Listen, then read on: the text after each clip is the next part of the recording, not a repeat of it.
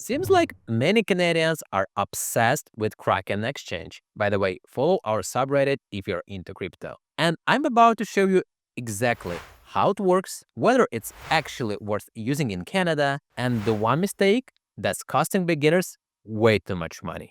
Hey, my name is Alok G, the owner of ocryptocanada.ca, and I've been trading crypto since 2016, and I've tested over 60 exchanges Canadians can use. Today, I'm diving deep into Kraken, one of the OG crypto platforms that's still standing strong in Canada, while others like Binance packed up and left. So let's get into it. Disclaimer, this video does not constitute financial and legal advice in any way whatsoever but for information purposes only. When making financial and legal decisions and commitments, we strongly recommend you consult your professional financial and legal services provider. So, what is Kraken? It's one of the world's most reputable cryptocurrency exchanges. And fun fact, it was actually one of the first two exchanges I ever used back in 2016 along with Coinbase. They offer access to over 390 cryptocurrencies. It's the biggest number among regulated Canadian exchanges. And unlike other big players like Binance and KuCoin, Kraken stayed in Canada and got fully regulated. And they've been around since 2011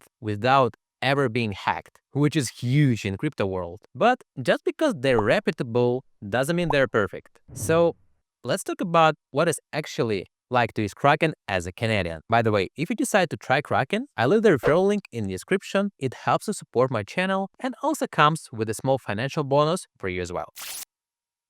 Okay, this is crucial. Kraken actually has two platforms, and understanding the difference could save you a ton of money. Standard Kraken, this is the beginner-friendly version. Super simple interface, has an instant buy feature, charges a flat 1% fee plus a 0.5% spread. And I mean, it's perfect if you're just starting out. And there's a Kraken Pro. This is where the magic happens. Advanced trading tools and charts, fees start at just 0.16% for makers and 0.26% for takers, and much lower spread of only 0.2%. And it's free to use. You can switch between them anytime. And here's the kicker. Most beginners use standard Kraken and pay way more than they need to. I'll show you exactly how much in a minute. Alright, let's talk about getting started. The good news, Kraken's verification process is actually one of the easiest I've ever experienced. Okay, here's where it gets interesting. I ran a real-world test to see exactly how much Kraken actually costs. And the results might surprise you. So test number 1, instant buy with a debit card. I bought $100 worth of Bitcoin using the instant buy feature with my debit card. I paid 1.5% trading fee, 3.75 card processing fee, plus the spread. After everything, I got $94.58 worth of Bitcoin. That's $5.42 in fees, over 5%. Ouch. And here's the test number 2, combo of Interac transfer plus Kraken Pro. So I tried the smarter way. I deposited 100 via Interac transfer, which is free by the way. Using Kraken Pro, I bought Bitcoin and received that amount of Bitcoin worth $98.04. Total fees were just 46 cents. That's only 0.46% plus a 0.2% spread, which was about 20 cents. That's a massive difference. We're talking about paying $5.42 versus 66 cents for essentially the same transaction. Now, let's talk about getting money in and out of Kraken. So for deposits, if you deposit with Interac transfer or bank wires, both are free. If you decide to use credit or debit card, you'll pay 3.75% plus $0.25 fee plus 25 cents fee, which is really expensive.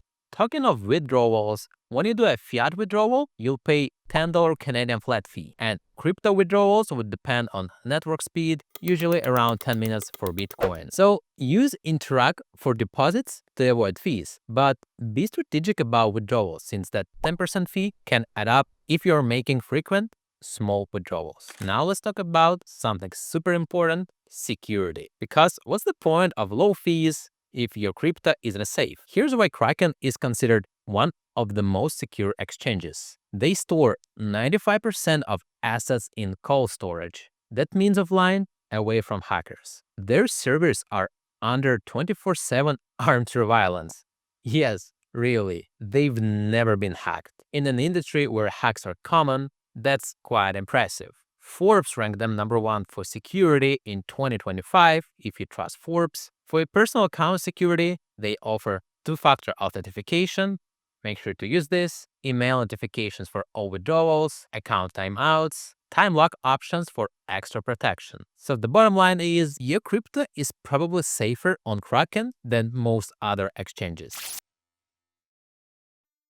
And let's be honest about the downsides. Kraken isn't perfect, and Trustpilot reviews are rough. Kraken has a 1.6 out of 5 rating on Trustpilot with over 3,000 reviews, 80% negative. The main complaints are that account freezes and verification delays, and also slow customer support responses. But it's not only Kraken thing, that's the reality of custodial exchanges. Any exchange can freeze your account at any time they think you do something suspicious. For that purposes, make sure to watch my previous video where I explain how to buy Bitcoin in non-custodial way so you're in the full control of your funds so you don't deal with centralized exchanges. Next, I already mentioned high instant buy fees. If you're using the standard platform's instant buy feature, you're paying way more than you need to, as we saw in my test. You can avoid these fees by using Kraken Pro and depositing with Interact e-Transfer. And given the political context, I know a few people who decided not to use Kraken because they're simply a US-based company and wanted to support Canada-based exchanges like BitBuy or Index. Kraken has some of the biggest advantages